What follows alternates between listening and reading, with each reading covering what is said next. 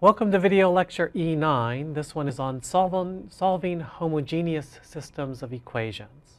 I'm your host, Tom Roby. If you'd like to give me any feedback on any of these lectures, please just Google my name and send me an email via the coordinates you'll find there. So the objective of this video lecture is to learn how to compute non-trivial solutions to a homogeneous system, AX equals 0. So we're interested here in considering we want to understand more about the solution set of systems of linear equations. We're sort of gradually encapsulating things as single objects. So remember, before you might think of a solution to a system of linear equations as being a whole set of numbers. And then what we did is we just called that a single thing, which is this vector x. And so the vector x is a list of numbers, and 0, of course, is a list of zeros. But now what we're going to think about is what is the set of all the possible solutions? What does that look like? And we'll understand something about the geometry of this. So let me first start with the definition. System of linear equations whose matrix form has AX equal to 0. So all the right-hand sides on the equations are 0. That's called homogeneous. If you have any non-zero constant on the right-hand sides, that would be, sometimes it's called non-homogeneous, or people call it inhomogeneous. So here I'm thinking of A as an m by n matrix, and the solution would, of course, be an r to the n. So you always have a trivial solution, because it's always true that if you plug in the vector 0, this is the vector 0 and r to the n, so it has n zeros. Well, what are you doing? You're just taking the 0 linear combination of the columns of A. So that's just going to give you the 0 vector and r to the m. So you always have that solution, so it's not interesting in the homogeneous case. And you never have it in any other case, because A times 0 is always equal to 0. It can't be equal to anything else. So what we're interested in is whether or not we have non-trivial solutions. So we'll call a solution non-trivial if it's not equal to 0.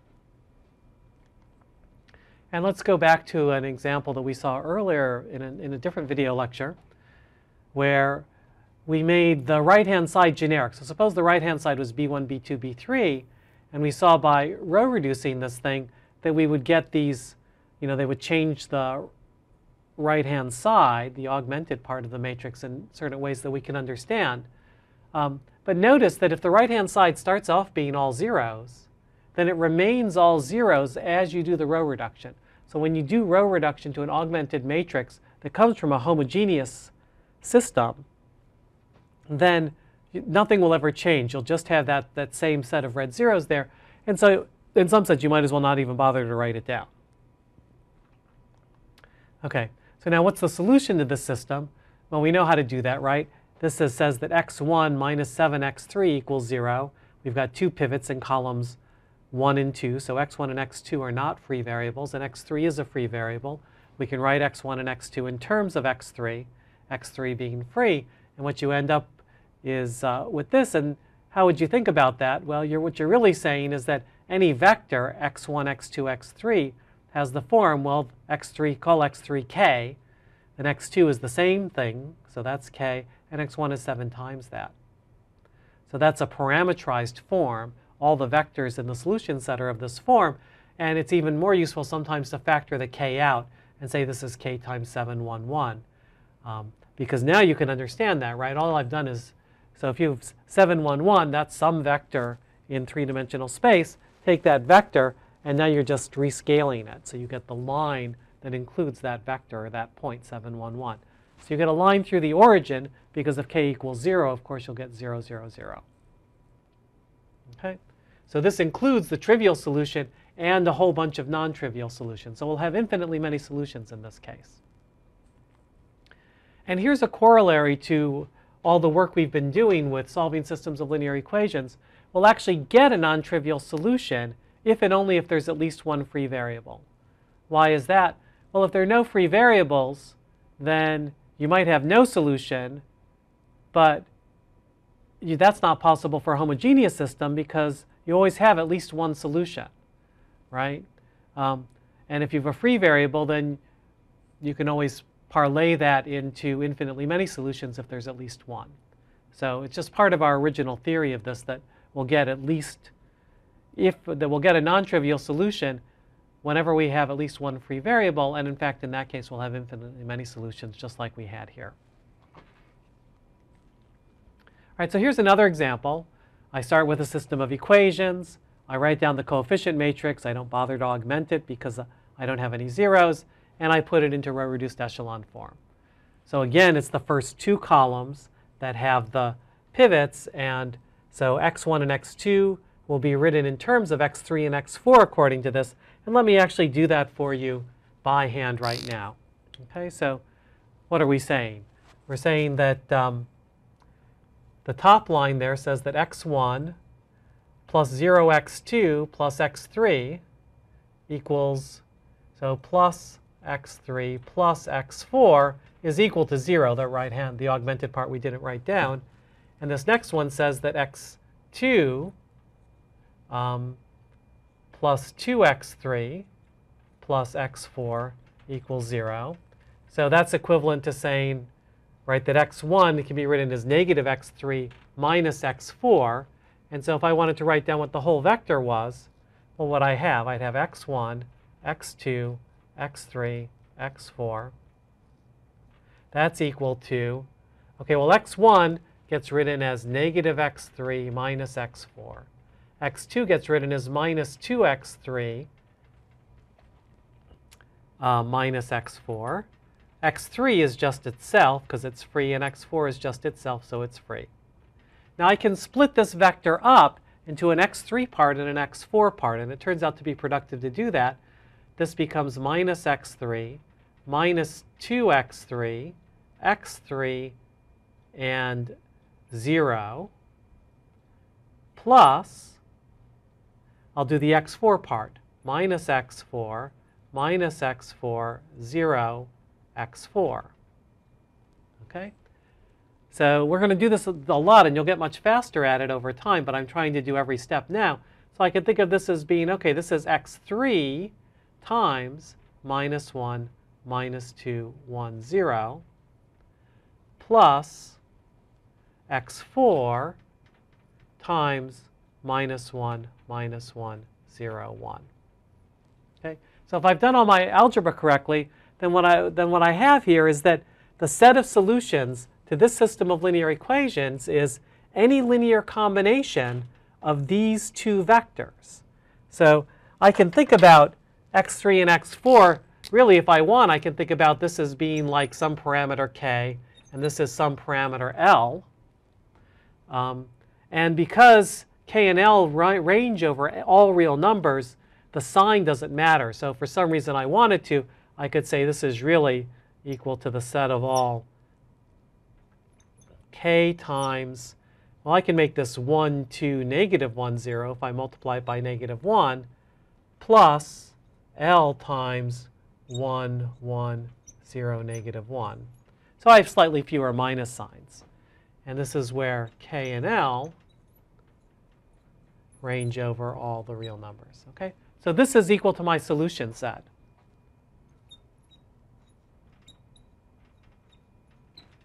Is just equal to that set. And you could still write x3 and x4 if you want, but k and L just a little bit cleaner, and you understand that they're generic, that they're no longer functioning as variables in the same way that they were when they originally started. And now how do you interpret this geometrically? Well, if I can take any multiple of one vector in R4 and add to it any multiple of another vector in R4, what I'm going to get is the plane defined by those two vectors in R4. So even though you might not be able to visualize R4 very easily, somewhere in you can certainly visualize a plane in R3, and the plane in R4 looks the same. So there's a plane defined by these two vectors, and that's the solution set geometrically. Okay, so the last thing that I'd like to do in this video lecture is look at some true and false questions. So let's think about the following things. Part of this class will involve trying to make sure that you can sort out what things are true and what statements are false. And these will appear on quizzes and exams and stuff. And so it's good to get some practice early on You'll also do some of these as the online quizzes or in class. And here's a question. Suppose you have a matrix A which has row reduced echelon form U and no row is all zeros. Then is it possible, does that force you to have that AX equals 0 has no solutions? All right, so think about it for a second. Maybe pause the video if you want. But now I'll tell you that, in fact, this was a sort of a poorly phrased question, or maybe it's a good question because you should sort of always be thinking carefully about what things mean. You know that AX equals 0 always has at least one solution, right? So even though I said no solutions, that doesn't make sense, right? Because there's always a solution, and it doesn't matter what the form of the row reduced echelon form is for a homogeneous one.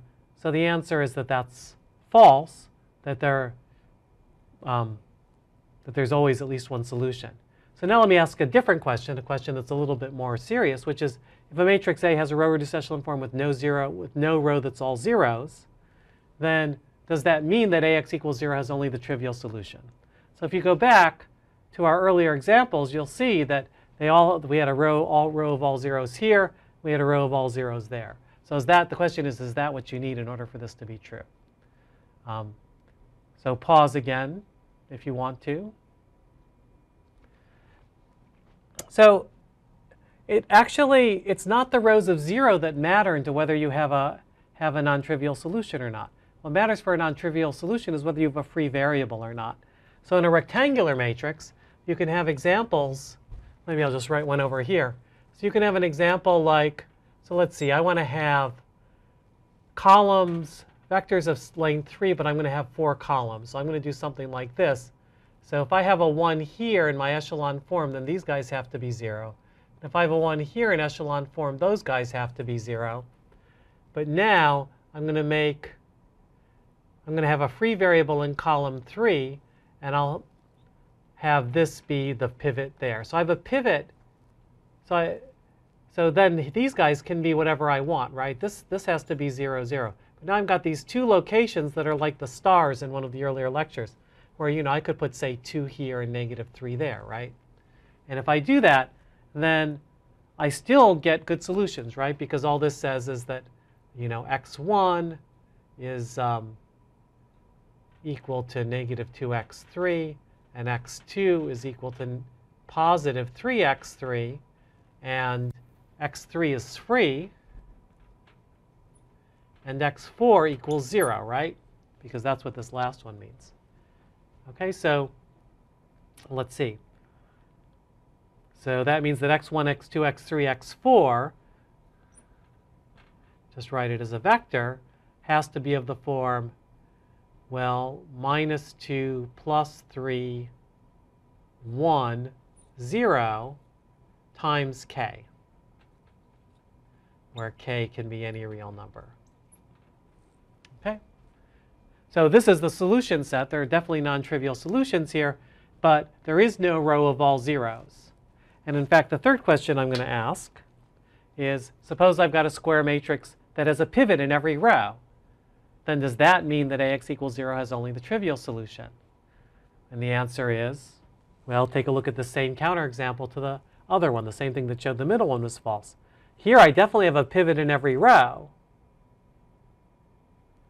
but I don't have one in every column. But now let's look a little more carefully, because we may have been confused about this question. Here above I had a generic matrix, but now I've got a square matrix, right? So that means that the number of rows is equal to the number of columns. Aha! So what does that mean? That means that I can't have a situation like this, where I've got 3 rows, I've got a pivot in every row, but not in every column. So if I have the same number of rows and columns, and I have a pivot in every row, then I've got, if it's an n by n matrix, okay, so let me write something down. So this last one is true. So I'll write that here. So this one's true because if have an n by n matrix with n pivots, right, because I've got a pivot in each row, then also have then every column also has a pivot. Right? So if I have n rows and n columns, so if I have n rows, that means I have n pivots, but that means since there are n columns, I have to have a pivot in every column as well. Okay, so therefore, no free variables, which implies only the trivial solution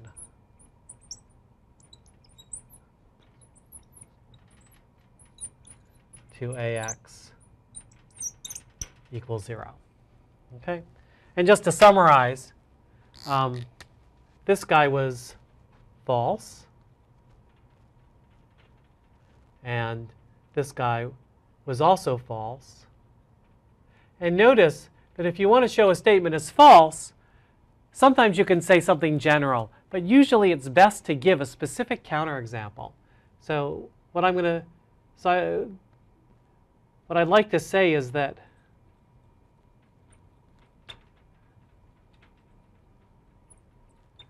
this is a counterexample. It's an example that shows that a mathematical statement is false. And learning how to generate counterexamples based on having a set of examples that help you understand the range of things that can happen is something that will help you throughout your mathematical career, but in particular we'll be thinking about it in this linear algebra class. So, as always, thank you for your kind attention.